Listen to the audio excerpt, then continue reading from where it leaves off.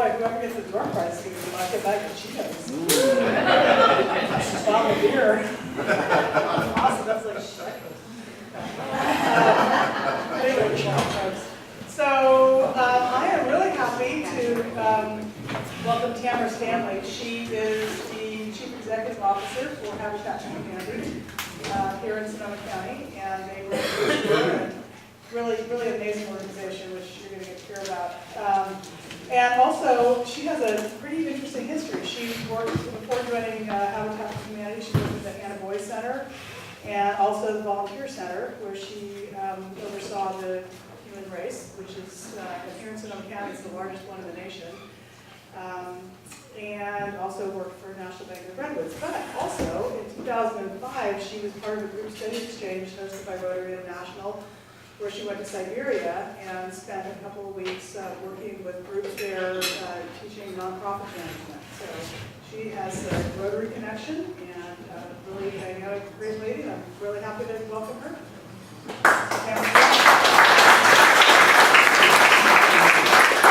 Oh, and I'll just also add, she's sat on almost every single nonprofit board in the county, as far as I can tell from this list. Quite a few community involvement activities, so welcome. Thank you, Pam. It's wonderful to be here this morning. Good morning, everyone. Good morning. Actually, it was 6 weeks in Siberia, and it was an amazing experience. So I thank Rotary every chance I can. It was life-changing to go and actually talk about the nonprofit world here in the USA, because we kind of take it for granted. That's how we do things.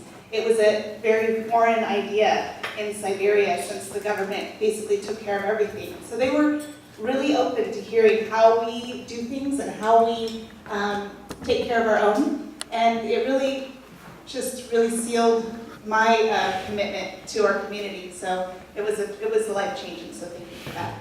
So on to Habitat for Humanity. I have a real brief movie, and I just wanted to show that first, and then I'll go into what we're doing at Habitat for Humanity.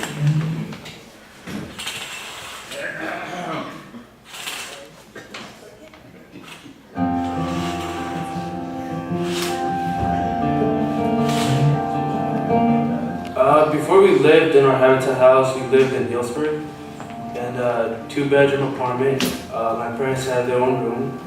All of the kids lived in the spare room. There was 4 kids living in that one room.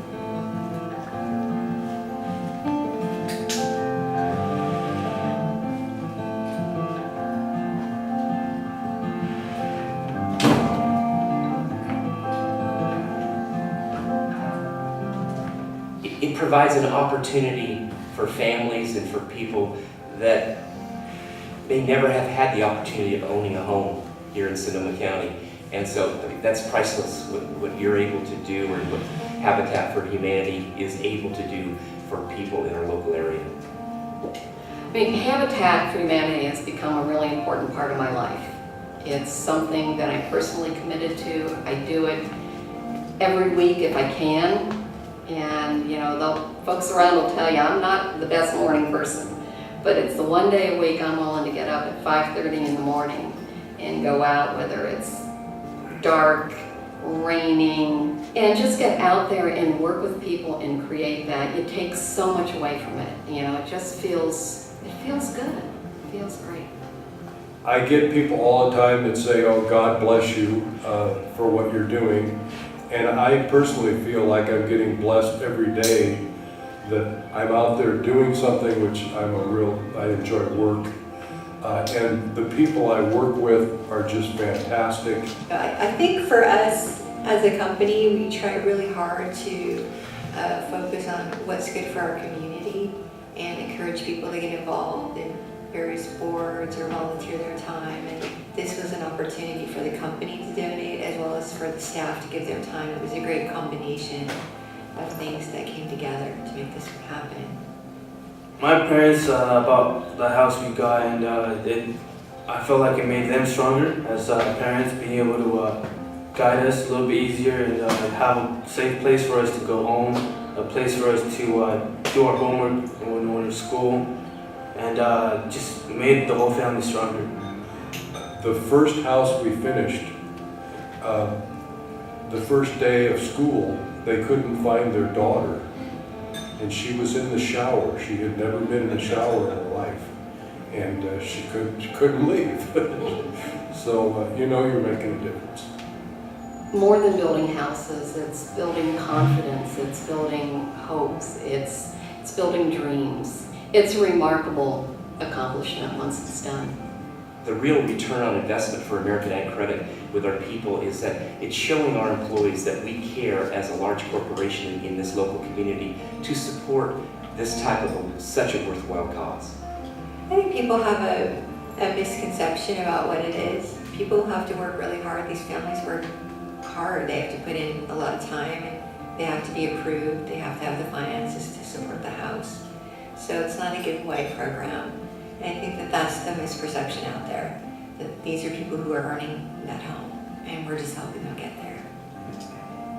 We feel like we won the lottery with that house, so it was a feeling that I still remember today, and it was just awesome. Yeah.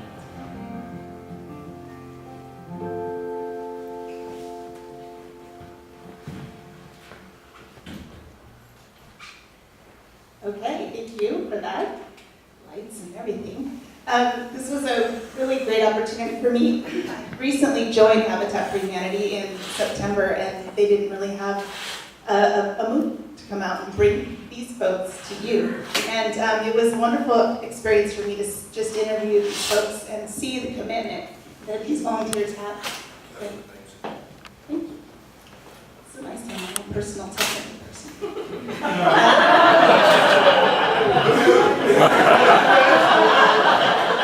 There you go. You may not say the same thing after 15 minutes.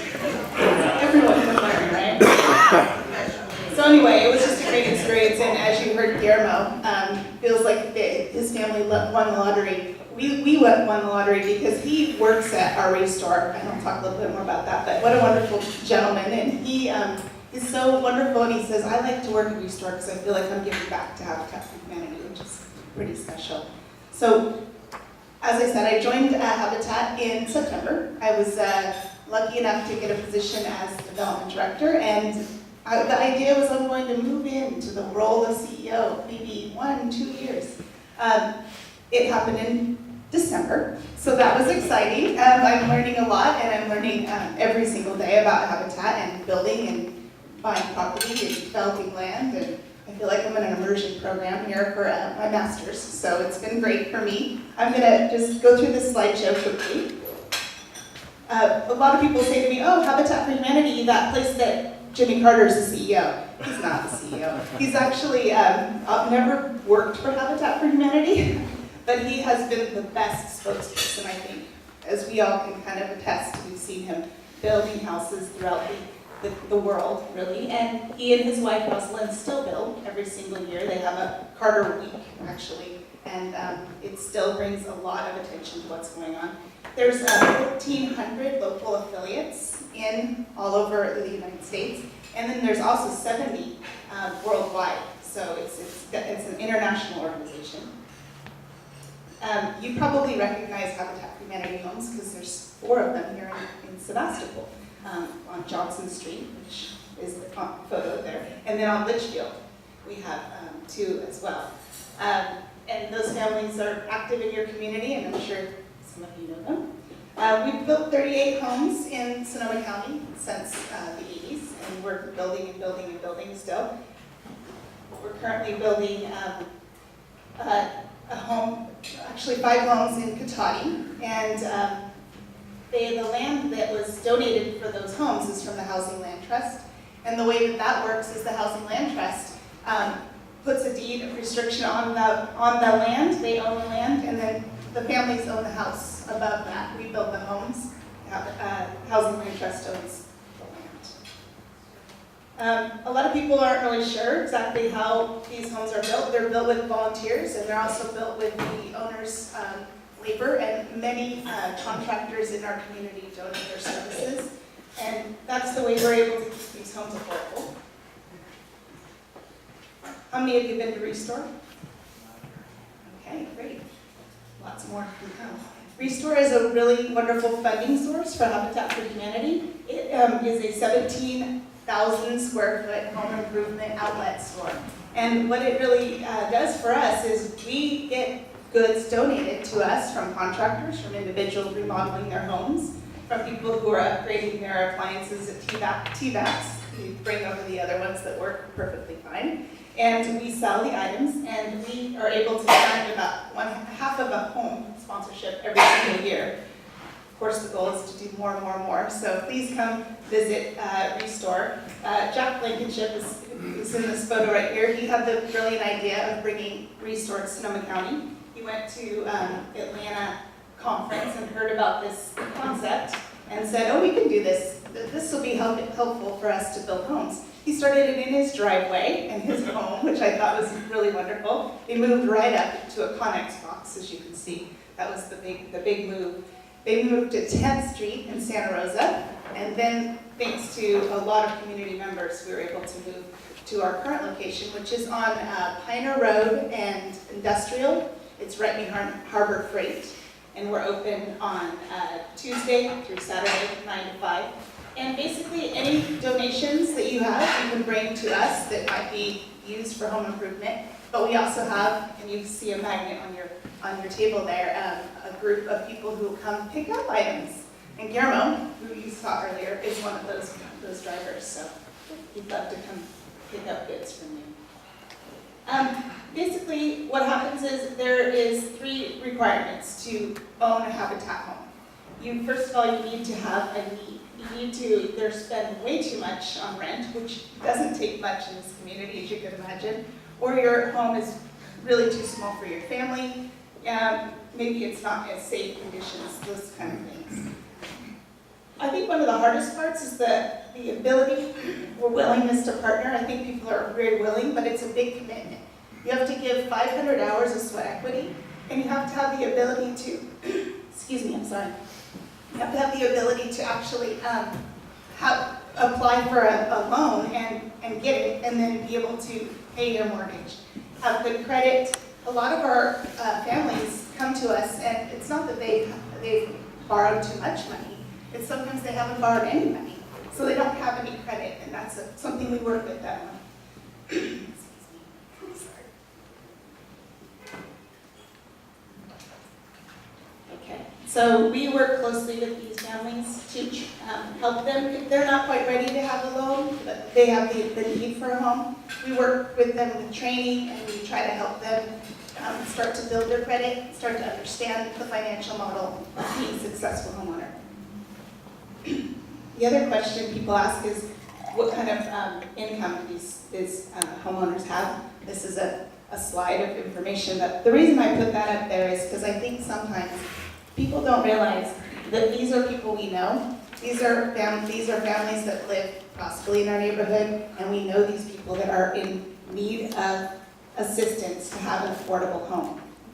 I think what the number one thing that I like people to walk away with is that if you know someone that might not think they have the potential of being a homeowner, please tell them about Habitat for Humanity. At least have them reach out to us, and we might be able to help them. Currently, we're seeking a family at about a 45% of the median income. That's even lower than these numbers. So you can imagine that they might not think that this is a possibility for them.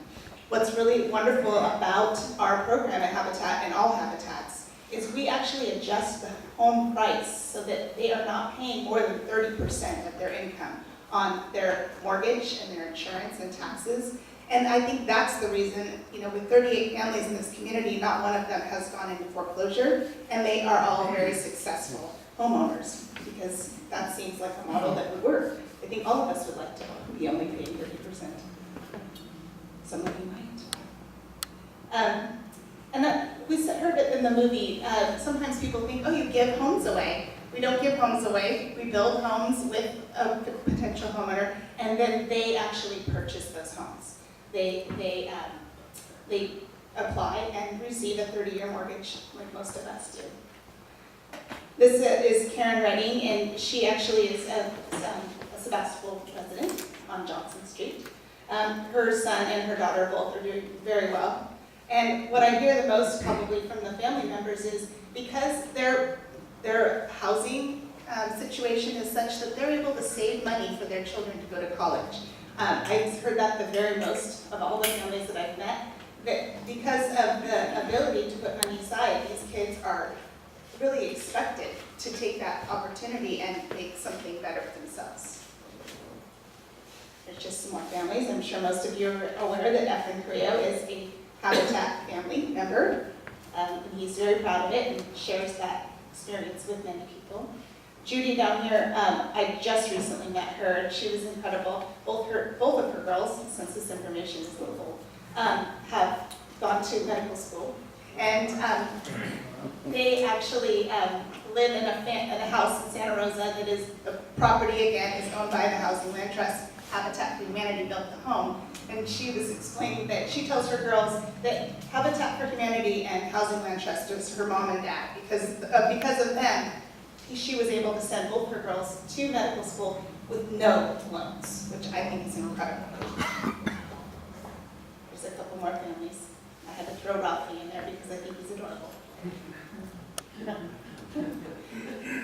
I think the number one thing is when you ask what's Habitat, we are all Habitat for Humanity. Without the community, we could not build homes in this community for affordable rates. As we hear about this every day, we open up the newspaper every single day, we're hearing that we don't have enough affordable housing. That's absolutely the case. What I'm really proud of is we're building some. We could always build more, but we are actually making a difference every single day, building affordable housing for people to own and move up in their lives. You can see groups of people. We're always looking for more groups. This bottom picture here is Cammie. She's a disabled veteran. We're currently working on a home right now for her in Cotati, and she was able to reach out to the Coast Guard, and they came out and did a work day. They were the most amazing group of people, and they'll be coming back again.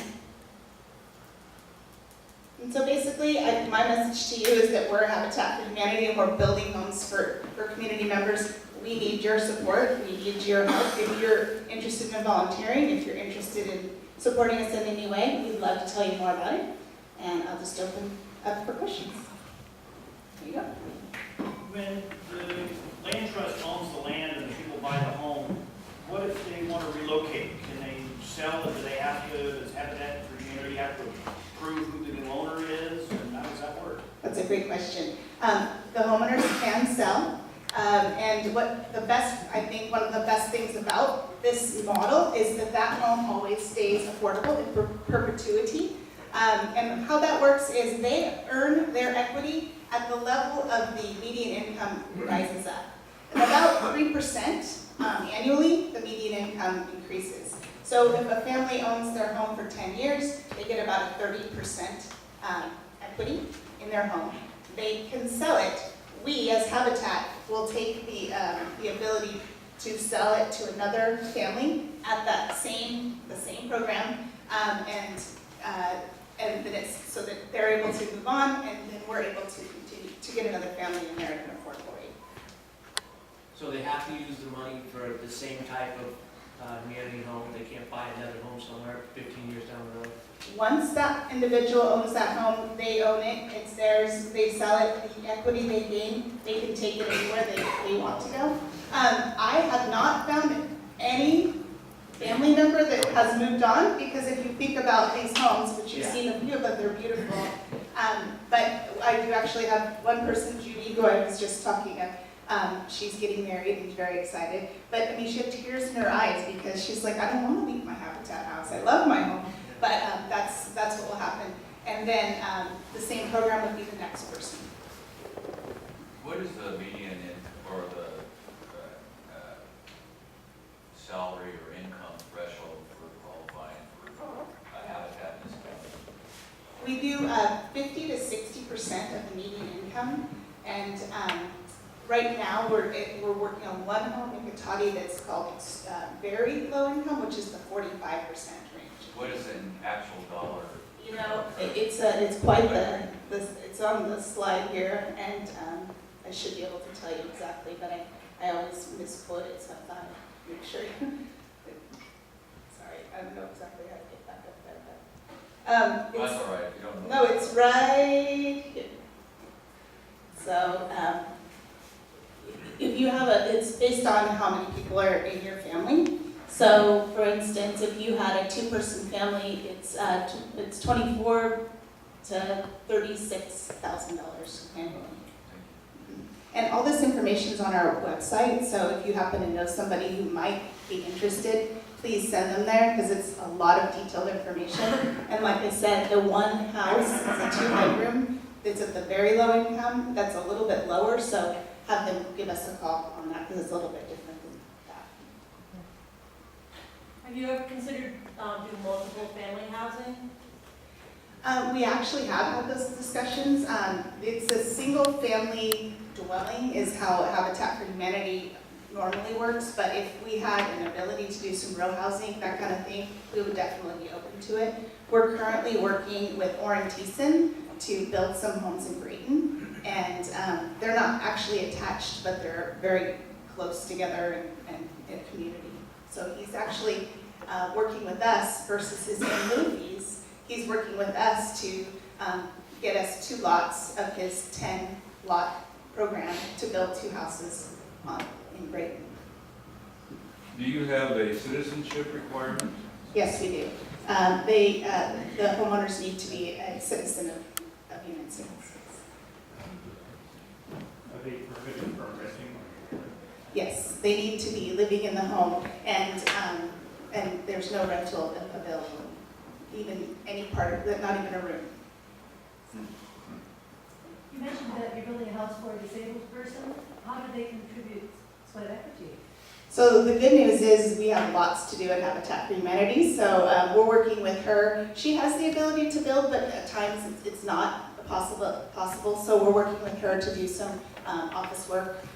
She's actually doing some mailings from home, that type of thing. We also have Restore, and we work with volunteers in our retail store, so there's lots of work to do at there as well.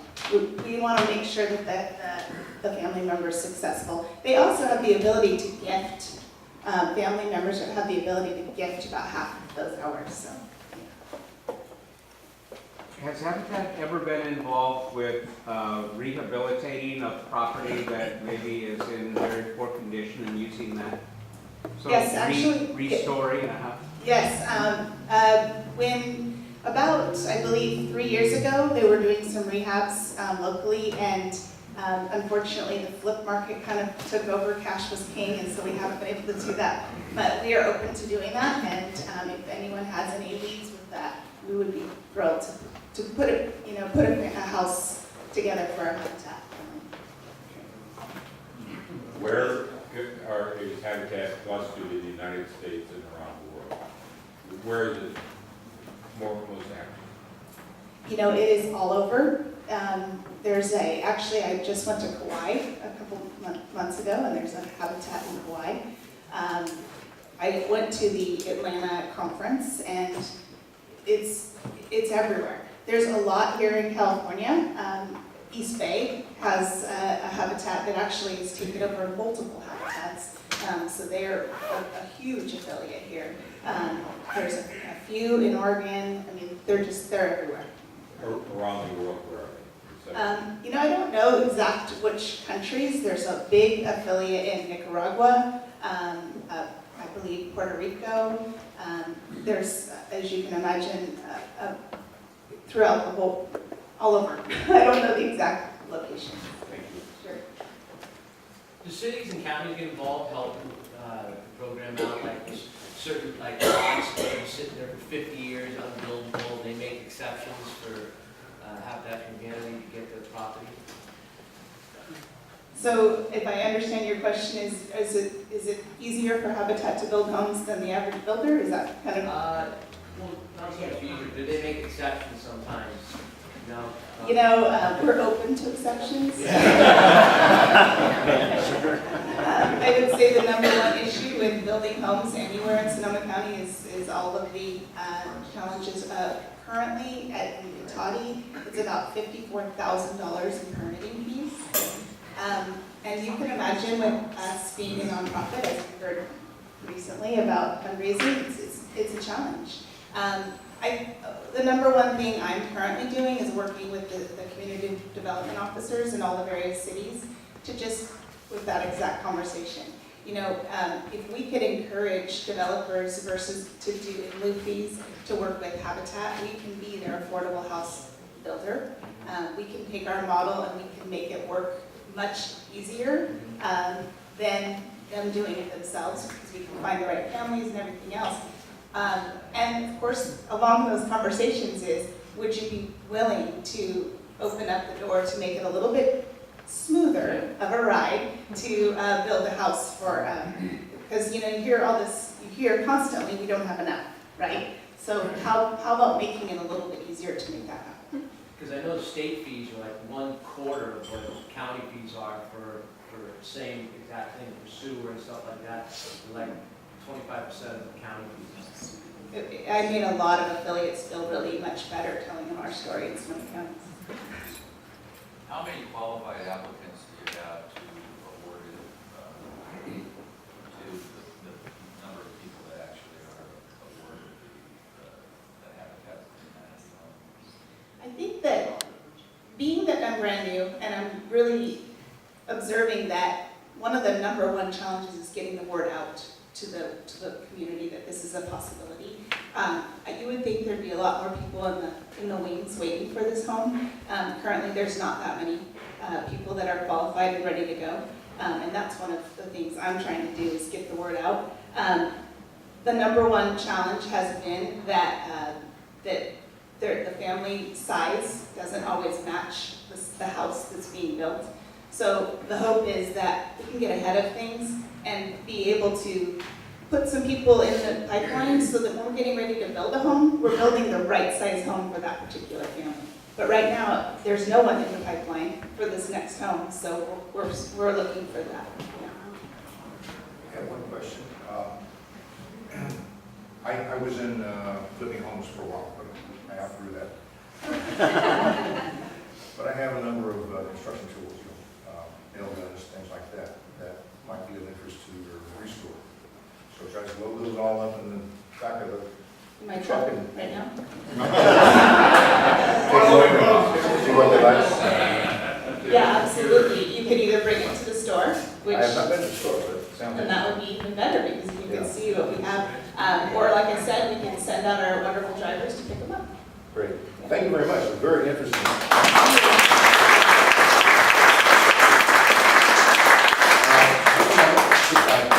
have a couple of things, if you would help me, please. Number one, we do a door prize each week, and so somebody gets some cash if they pick the right card. But first, they have to have the right ticket, so we do draw a ticket. And please read the last 4 digits. Okay, 2307. Yeah. Oh, Mark. Hey! Get it, Mark. Here we go. On the next trip, one more thing for you. This is a bottle of John Valeto's Pinot Furcoli. And with this goes a contribution to helping end polio. Close. Good. Thank you very much. That's for you. Wow, thank you.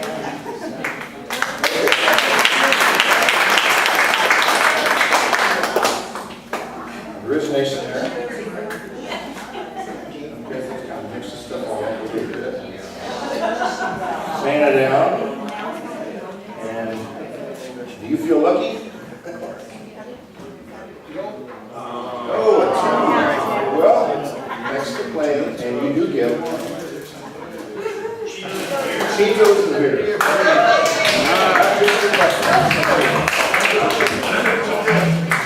All right. I think that is just about it. I do want to thank some people. Oh, a joke. What a joke. Okay.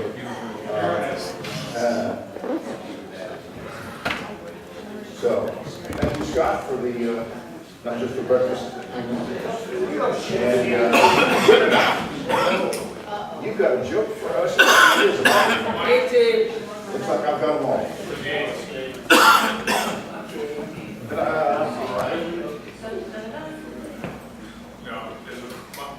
Why do we turn it on? Thank you guys. Just keep listening. Just, yeah. I can, come on. Get it out there.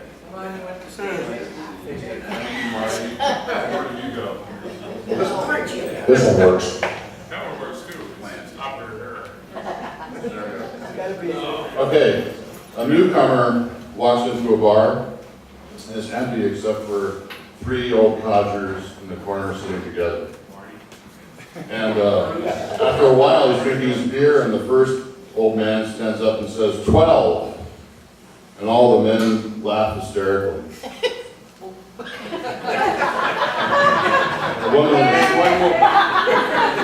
And then after a little while longer, the second one stands up and yells, 20. And they all laugh hysterically again.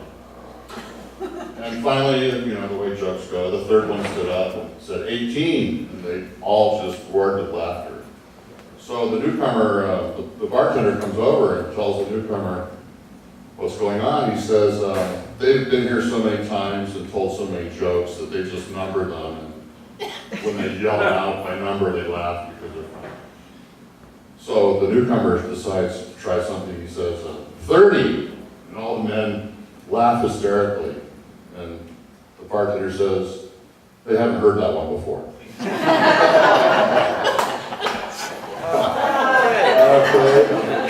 Go.